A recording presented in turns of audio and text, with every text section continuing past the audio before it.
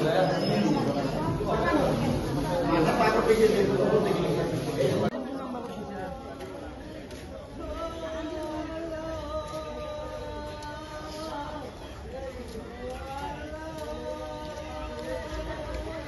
আজি আবেলি ঠিক 4:30 বজা 5 মান বজাত এই পথাৰত মানে হাল মাৰি থকা অৱস্থাত ল'ৰাটো নাম চাৰিক হক তেওঁ পথাৰতে আছিল।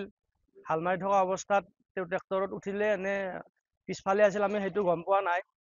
তাৰ পিছতে হাল মাৰি থকা অৱস্থাত লতাৰৰ তলত পৰি গ'ল। লতাৰৰ তলত পৰি মানে তেওঁৰ আজি ইন্তেকাল হ'ল।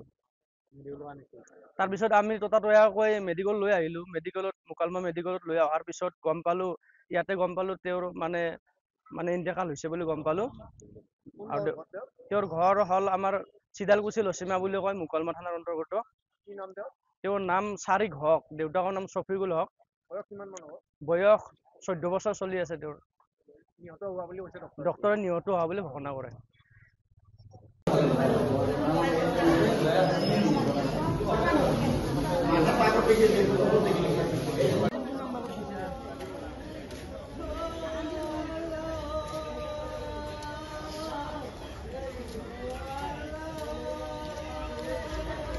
মানে আজি আবেলি ঠিক 4:30 বজা 5 মান বজাত এই পথাৰত মানে হাল মাৰি থকা অৱস্থাত ল'ৰাটো নাম চাৰিক হক তেওঁ পথাৰতে আছিল। হাল মাৰি থকা অৱস্থাত তেওঁ ট্ৰেক্টৰত উঠিলে নে পিছফালে আছিল আমি সেইটো গম পোৱা নাই। তাৰ পিছতে হাল মাৰি থকা অৱস্থাত লতাৰৰ তলত পৰি গ'ল। লতাৰৰ তলত পৰি মানে তেওঁৰ আজি ইন্তেকাল হ'ল। তাৰপিছত আমি ততাতৈয়াকৈ মেডিকেল লৈ আহিলোঁ।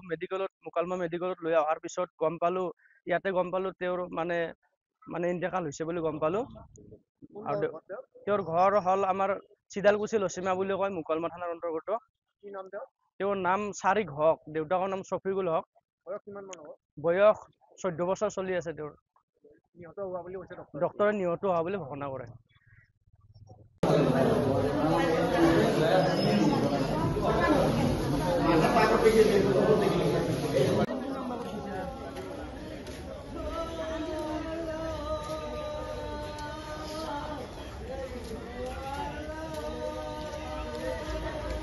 যিকোনো খবৰৰ বাবে যোগাযোগ কৰক 7099017330 লগতে 7099017110 নম্বৰত।